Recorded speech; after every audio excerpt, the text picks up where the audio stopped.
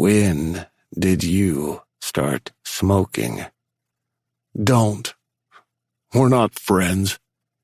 After all the history we share. He spun to face me, his face red. That's not something you get to fucking joke about. Do you have any idea how much you ruined my life? He waved the cigarette around, and for the first time I paid attention to the Band-Aid on his wrist. I frowned and caught his arm. What are you doing? He tried to yank away, but I held on. Stay still. I peeled back the damp Band-Aid.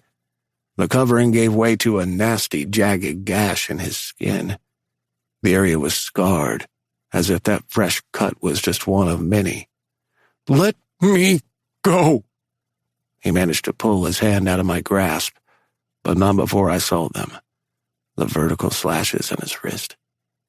What the hell? For the first time since I'd taken him, regret washed over me. I'm going to take a shower. Coward. I disappeared into the bathroom and closed the door behind me. I never thought he would actually try to harm himself. Every time he had done that in the past, it had always been to get my attention. Whenever I left him alone for too long. The shower was hot, but it couldn't drive out the coldness inside. Do you have any idea how much you ruined my life? Not the scars I'd inflicted on his body, but the ones he'd created himself stood out in my mind. I wanted to ask him about them, but what right did I have? I took more time than necessary in the shower.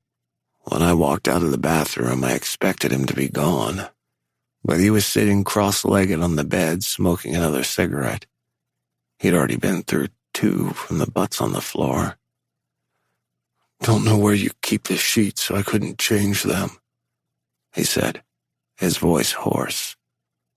Without a word, I walked naked out of the room and opened the door of the hall closet, took out a new set of sheets and returned. But I didn't make any effort to put them on the bed. If he was going to stay, then we'd better hold off on changing them until we were done for the night. That would be the only reason he hadn't left, wouldn't it? He wanted more sex. He was always like that, craving it until he was wasted and could barely move. But I was no longer in my prime. It was going to take a lot more time for me to recuperate. Are you seeing anyone? Teddy asked.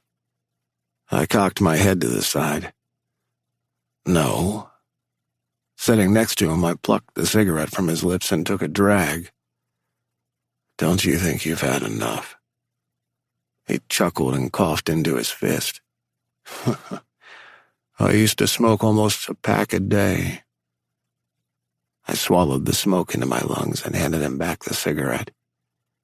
Did it help? What was it supposed to help me with? Teddy fell back against the bed on his back and stared up at the ceiling. His legs twitched. What did you need help with? If I answer that, you're going to have to tell me about him. Him? I lay down next to him on my side, my head propped up in my hand so I could look at him. He'd grown up into a gorgeous man. One I'd never imagined would come to my bed so easily, but here we were.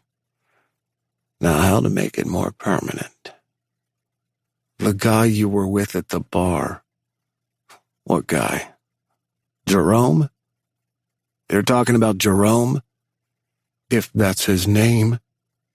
I smiled. Wait a minute. Are you still low-key stalking me? Because I haven't seen your car around.